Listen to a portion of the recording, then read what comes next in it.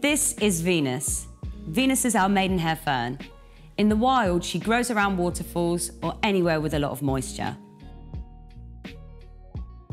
Something you should know about Venus is that she's a little bit fussy. This plant's better suited to people who spend more time looking after their plants. This is because you need to keep a sharp eye on her moisture.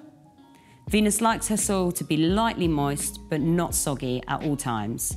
A good way to test whether she needs watering is to put your finger in the soil.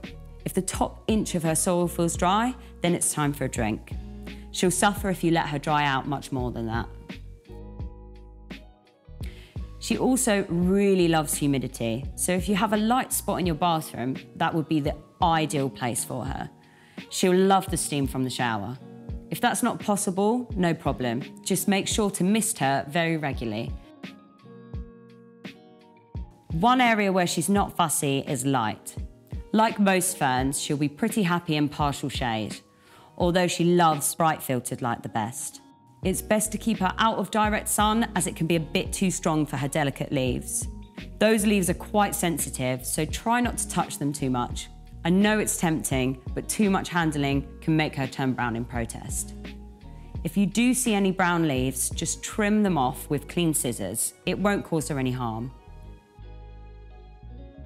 Like all patch plants, Venus comes in a brown nursery pot with holes in the bottom for the water to drain out. We have loads of decorative pots to choose from, and the website will tell you which size pot your plant needs. You don't need to remove her from the nursery pot, just place her into the decorative pot like this.